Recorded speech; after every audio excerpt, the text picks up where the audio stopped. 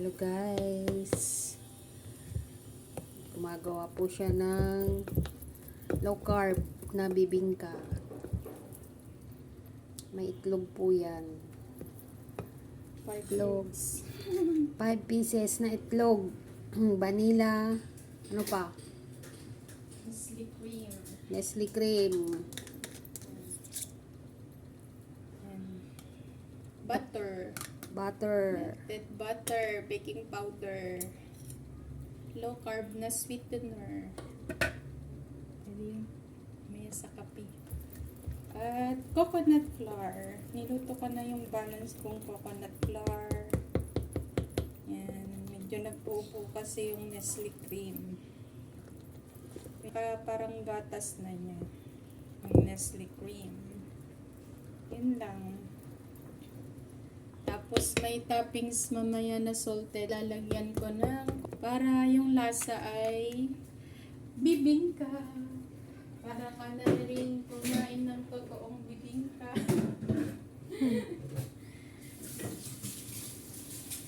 Ayan.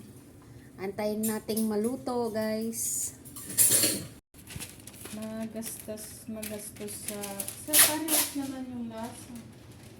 Lalagay na po niya sa sa molder. Leche plan molder. Oh, dito na guys.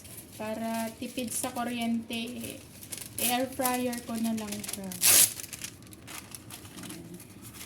Hindi natin tong baking paper, baking sheet para tipid din. Tipid daw pag may time.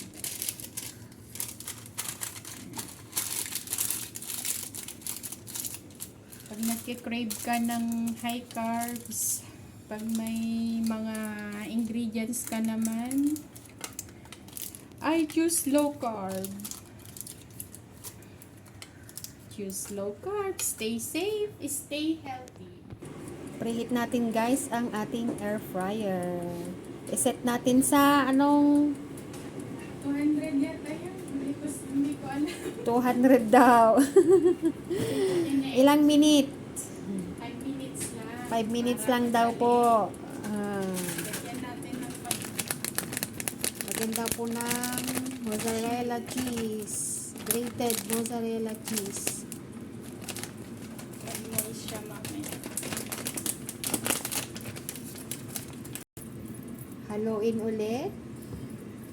Yan. At tapos pagkatapos haluin, ilagay na Isalin niyo na. sa Isalin na sa lanera.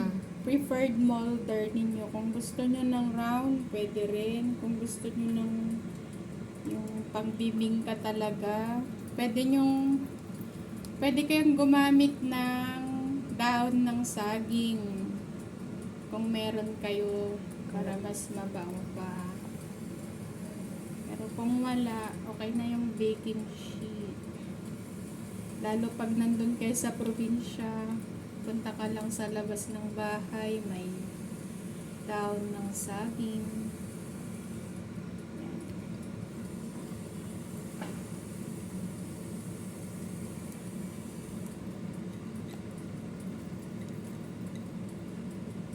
Tak-tak nyo lang.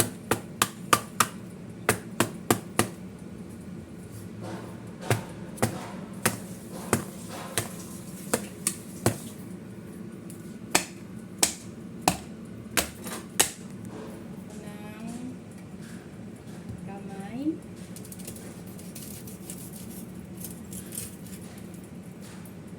Tingnan lang yung egg.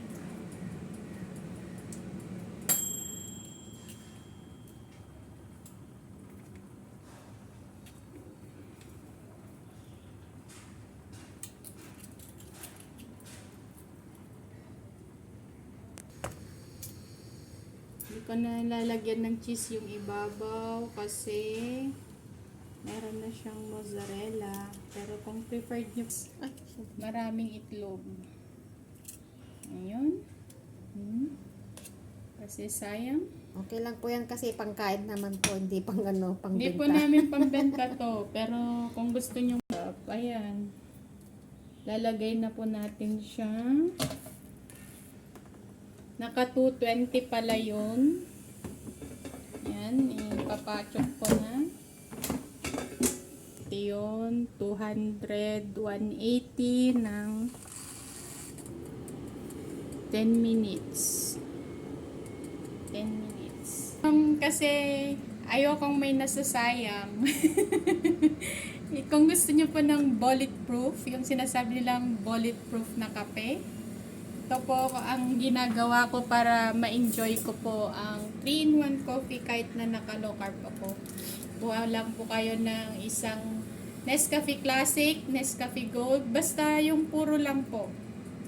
Yung purong kape, or kung meron po kayong barakong, kape barako, pwede rin po yan. Yan, ibubuhos po natin. Lang po ng tubig. Ito yung ano ko kanina ng Nestle cream. Gusto nyo pong lagyan nyo po ng Nestle cream. Desired, any desired, 1 teaspoon na Nestle cream. Yan. Tapos, melted butter. Pag meron po kayong melted butter. Kung wala naman po, pwede naman pong coconut oil. Healthy oil po yun. Considered na healthy oil po yung coconut oil sa low carb. Then, lagay nyo po sa kape na puro or classic. Instant coffee. Instant coffee. Parang 3-in-1 na kape din po to. Gusto nyo pong yung desired na sweetness. Meron pong low carb sweetener. Erythritol, xylitol, stevia, monk fruit sweetener, meron, pwede rin po yan. Pwede rin po ito yung ganyan. Erythritol blend. Ito po pwede pong pangbiko. Kung gusto nyo pong ilagay sa coffee ninyo, pwede rin po siya. Erythritol. Tignan nyo, keto, paleo, low carb. Zero net carb.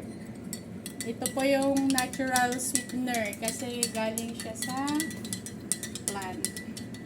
Then yan na. Kung gusto nyo pong dagdagan, kulang po yung Nestle cream. Kasi nilagay ko na lang sa bibingka. Ayan. Pagtitikman nyo po, para na po siyang 3-in-1 coffee. Para na rin po kayong nag-Nescafe ng 3-in-1. Sarap. Pero mas maganda pa rin po kung nais nyo pong ang haba. Kung nais nyo pong gumaling kahit wala na pong sugar, yung yung pure na black coffee, okay na po ito. Nescafe. Kahit anong brand po, basta siya, purong kape. Walang sugar, hindi siya 3-in-1, hindi 2-in-1. Bye! Thank you. Thank you for watching! Pero kulang pa yung luto niyan. Kaya ang gagawin natin guys, i-maximum na natin for another 10 minutes. 220. Hindi. Mga 8 minutes lang. Kasi 10 minutes na kanina.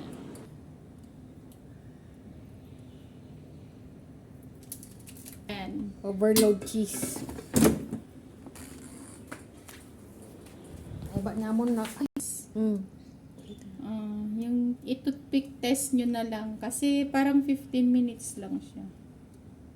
Yan. Ano na yung isa guys. Siyempre nasa na yung pinaganan ng cheese. Yan. Inano ko sa yan. I-toothpick test nyo lang. Pag tin na siya. Okay. Bakit ganun? Cheese yan. Cheese. Salted Okay na. egg. Oo. Okay na siya guys.